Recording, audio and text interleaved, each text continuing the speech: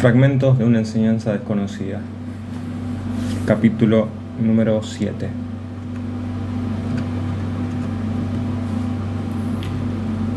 Un día le pregunté a G si creía posible alcanzar la conciencia cósmica, no solo por un instante,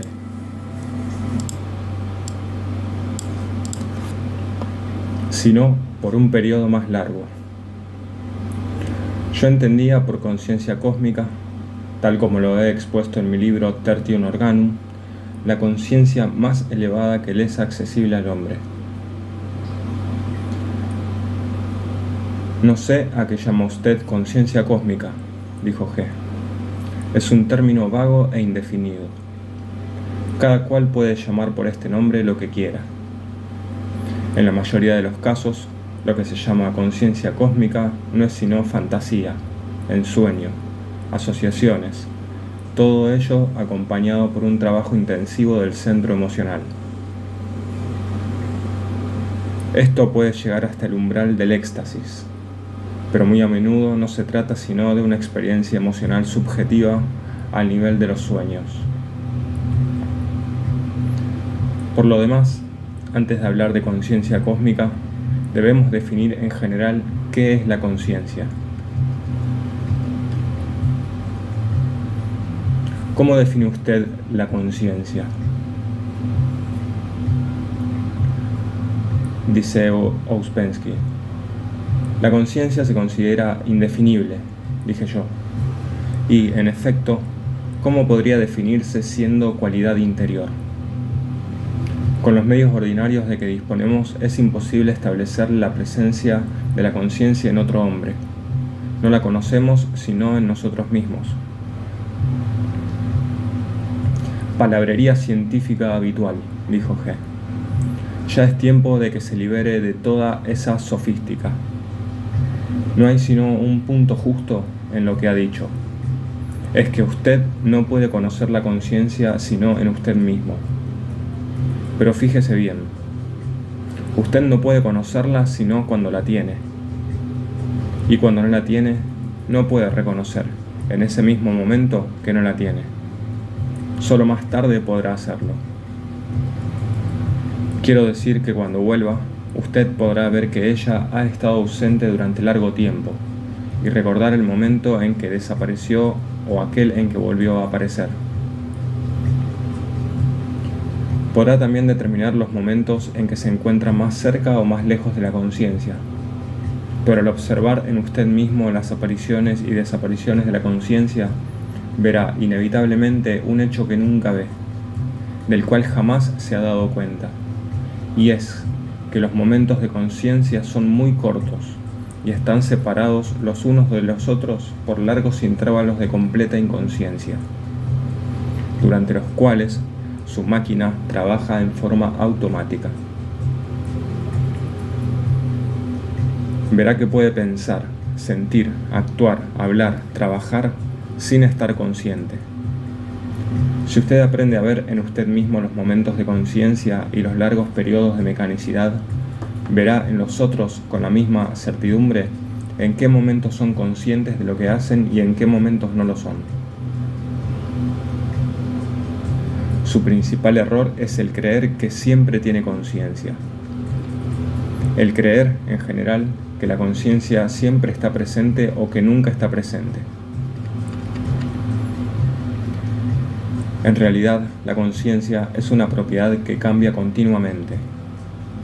Ora está presente, ora no lo está. Hay diferentes grados, diferentes niveles de conciencia.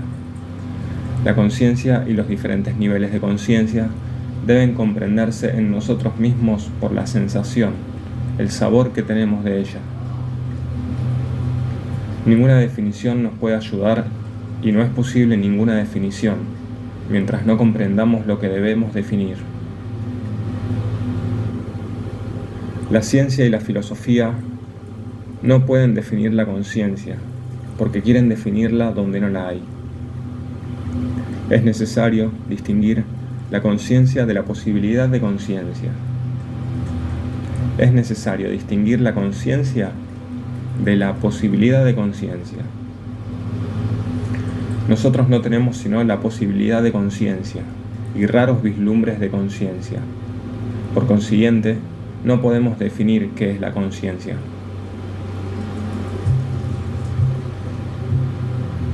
No comprendí inmediatamente lo que G decía sobre la conciencia. Sin embargo, los principios básicos de su enseñanza llegaron a ser claros para mí en el curso de las conversaciones siguientes. Un día, al comienzo de una reunión, G nos pidió contestar por turnos a esta pregunta: ¿qué era lo más importante que habíamos notado durante nuestras observaciones? Algunos dijeron que durante sus tentativas de observación de sí, lo que habían sentido con más fuerza era un flujo incesante de pensamientos que les había sido imposible detener. Otros hablaron de su dificultad en distinguir el trabajo de un centro del trabajo de otro centro.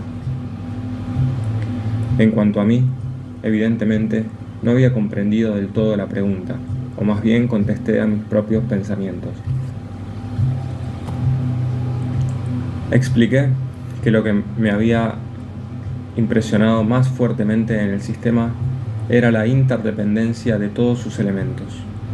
Estaban ligados entre sí de tal manera que formaban un solo todo orgánico, y el significado enteramente nuevo para mí, que ahora tomaba la palabra conocer, que ya no solamente quería decir conocer tal o cual aspecto, sino la relación entre este aspecto y todos los otros.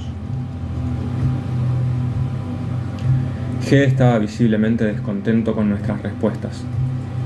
Yo había comenzado a adivinar que en tales circunstancias esperaba de nosotros testimonios de algo bien definido que se nos había escapado o que no habíamos podido asimilar. Hasta ahora, dijo él, ninguno de ustedes ha captado la importancia capital del punto que, sin embargo, yo les había señalado. Ustedes siempre se olvidan, nunca se acuerdan de sí mismos. Pronunció estas palabras con una insistencia especial. Nunca se acuerdan de sí mismos. Ustedes no se sienten a sí mismos, no son conscientes de sí mismos. En ustedes se observa, o bien se habla, se piensa, se ríe. Ustedes no sienten. Soy yo el que observa. Yo observo, yo noto, yo veo. Todo se nota por sí solo, se ve por sí solo. Para llegar a observarse realmente, ante todo, hay que recordarse a sí mismo, insistió de nuevo. Traten de recordarse a sí mismos cuando observen, y más tarde me dirán lo que ha pasado, cuál ha sido el resultado. Tan solo tienen valor los resultados obtenidos durante el recuerdo de sí. De otra manera, ustedes mismos no existen en sus observaciones. Y en este caso, ¿qué valor pueden tener?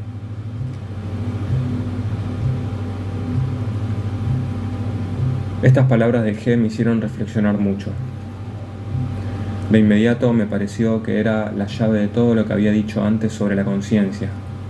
Sin embargo, decidí no sacar de ellas conclusión alguna, sino solamente tratar de recordarme a mí mismo mientras me observaba. Desde las primeras tentativas pude ver cuán difícil era esto. Al comienzo, las tentativas de recuerdo de sí no me dieron ningún resultado, pero me mostraron que de hecho nunca nos recordamos a nosotros mismos. ¿Qué más quiere usted?, dijo G. Comprender esto tiene en sí una importancia capital. Los que saben esto ya saben mucho. Todo el problema es que nadie lo sabe. Si usted le pregunta a alguien si puede recordarse a sí mismo, naturalmente le contestará que sí. Si le dice que no puede recordarse a sí mismo, se enojará o pensará que usted está loco. Toda la vida está basada en esto. Toda la existencia humana, toda la ceguedad humana. Si un hombre sabe realmente que no puede recordarse a sí mismo, ya está cerca de una comprensión de su ser. Si un hombre sabe realmente que no puede recordarse a sí mismo, ya está cerca de una comprensión de su ser.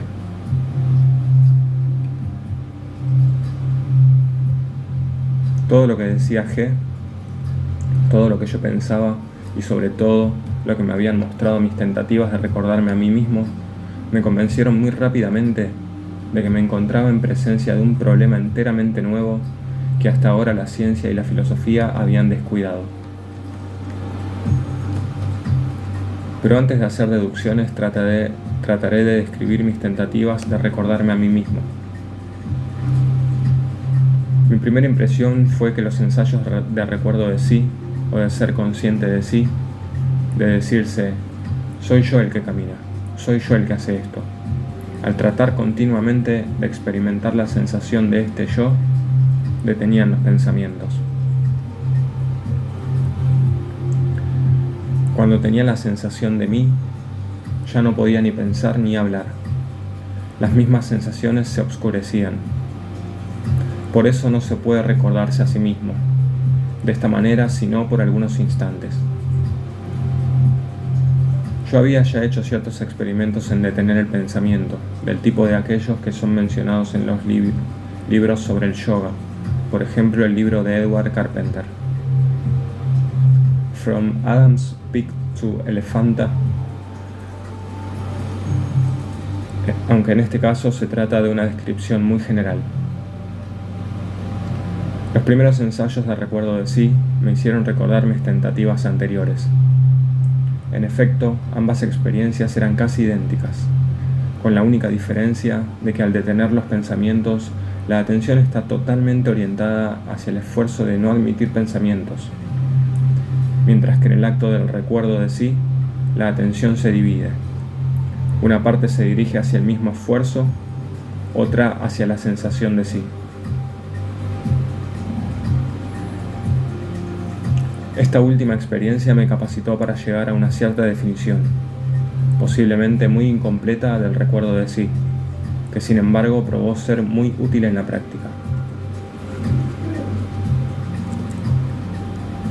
Yo hablo del recuerdo de sí en lo que se refiere a la división de la atención, siendo esta su rasgo característico. Me la representé de la siguiente manera. Cuando observo algo, mi atención está dirigida hacia lo que observo.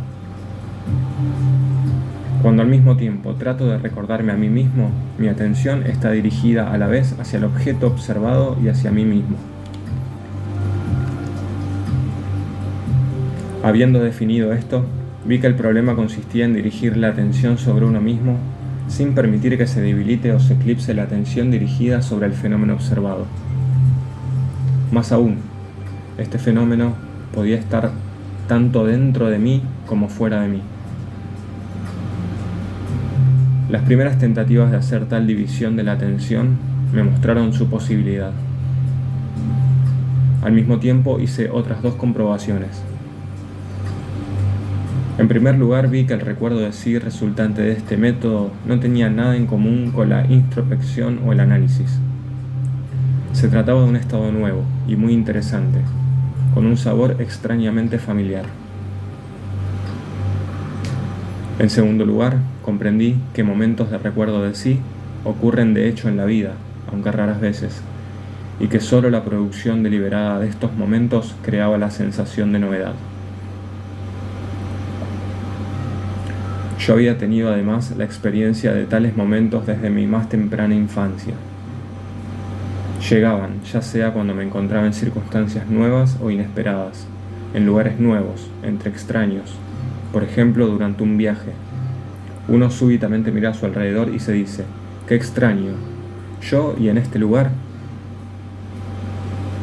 O en momentos muy emocionales, en momentos de peligro, en momentos en que es necesario conservar la cabeza, cuando uno oye su propia voz y se ve y se observa a sí mismo desde afuera. Vi muy claramente que los primeros recuerdos de mi vida, que en mi propio caso eran muy tempranos, habían sido momentos de recuerdo de sí. Y en el mismo instante tuve la revelación de muchas otras cosas. De esta manera pude darme cuenta que no me acordaba realmente, sino de los momentos en que me había recordado a mí mismo. De los otros momentos solo sabía que habían transcurrido. No era capaz de revivirlos enteramente ni experimentarlos de nuevo. pero los momentos en que me había recordado a mí mismo estaban vivos y no diferían en manera alguna del presente. Aún temía el llegar demasiado rápido a conclusiones, pero ya veía que me encontraba en el umbral de un gran descubrimiento. Siempre me había asombrado ante la debilidad y la insuficiencia de nuestra memoria.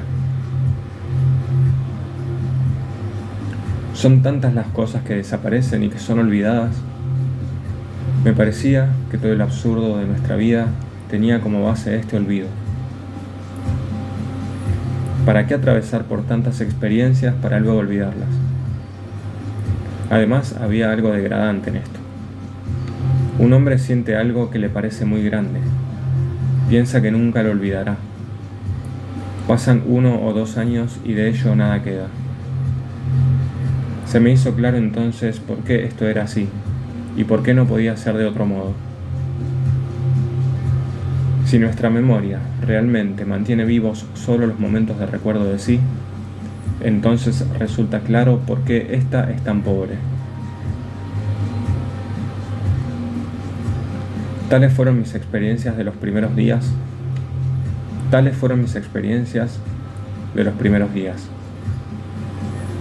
Más tarde, cuando comencé a aprender a dividir mi atención, vi que el recuerdo de sí producía sensaciones maravillosas que no venían por sí solas, sino muy raras veces y en condiciones excepcionales. Así, por ejemplo, me gustaba mucho en ese entonces vagar por San Petersburgo en la noche y sentir la presencia de las casas y de las calles. San Petersburgo está lleno de estas extrañas sensaciones. Las casas, particularmente las viejas, estaban vivas para mí. No cesaba de hablar con ellas. No había imaginación alguna en esta. Yo no pensaba en nada. Simplemente caminaba mirando a mi alrededor y tratando de recordarme a mí mismo. Las sensaciones venían por sí solas.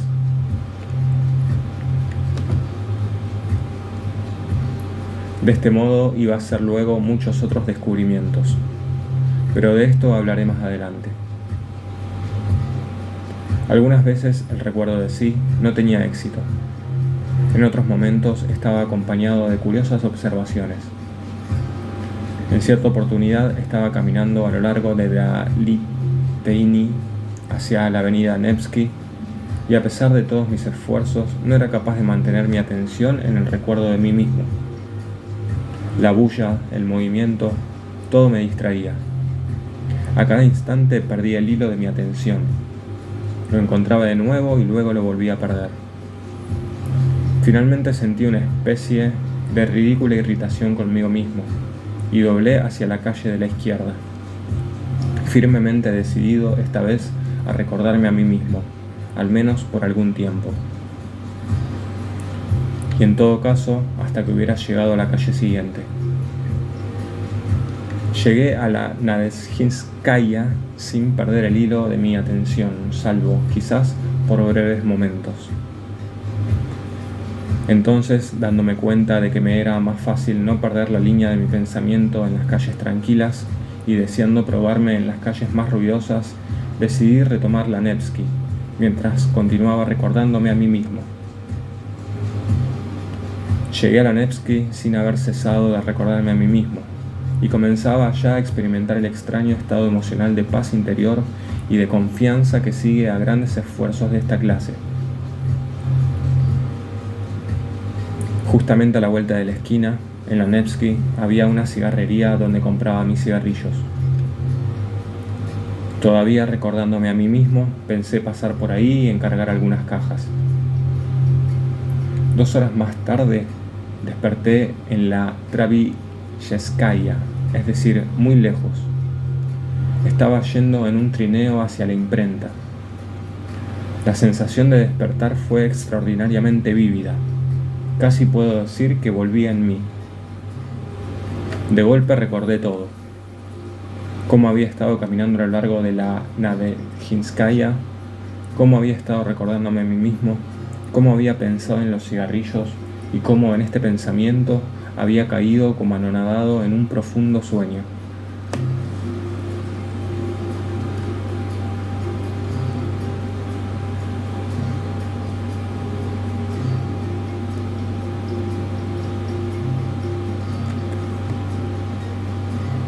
Fin de la parte 1 del 7º capítulo de Fragmentos de una enseñanza desconocida.